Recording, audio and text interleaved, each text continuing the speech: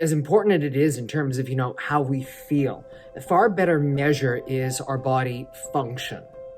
And you can use a common example, a person who has never really been sick a day in their life suddenly drops dead of a heart attack.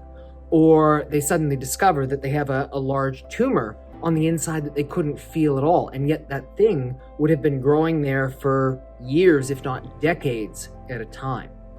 So whether it's disease processes or different symptoms that we go on to experience, especially when we experience more than one symptom at a given time, whether that is going to be headache or a migraine or vertigo or full body fatigue or lower back pain, or different issues in terms of how our body is functioning full stop.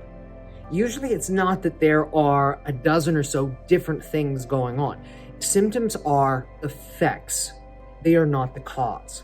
And so if we get into the pattern of thinking that, well, what we need to do is we need to treat the symptom. We need to do something to treat this one, and then something different to treat this one, and then something else to treat this one. We're never really going to get to the underlying cause. And the reality is usually then there being, as I said, a dozen different things going on, there's usually a common root or combination of different causes that is ultimately affecting the way that your body is supposed to work in the first place. So one of the things that I believe is that the human body is designed perfect. It is designed to heal. It's designed to keep you alive, well, functioning, provided that there's no interference to its normal ability to do all of that. And so what do we have? We have blood flow, we have nerve activity, and that's, of course, my particular emphasis, the nerve activity, the electrical wires. Is your body, is your brain, are they communicating properly with each other? Because if they are, even though, we will still experience, different odd symptoms, issues like that, at the end of the day, your body is working the way that it is supposed to.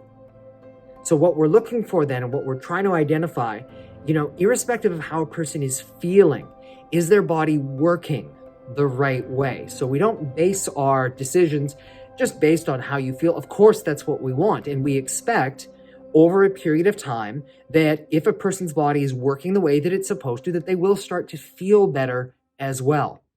But if we try to do it the other way around, we try to get you feeling good, irrespective of whether things are working well or not, ultimately that's only going to lead to other problems in the long term, and people's symptoms and people's conditions will oftentimes change, they will evolve, they will grow, and sometimes things that we attribute to, quote, normal aging, they're actually the consequence of issues that we have been sweeping under the rug for a long period of time. So far better if we take that opportunity and also take on that responsibility and that role to make sure, as best as we possibly can, from inside out, that our body is working the way that it is designed.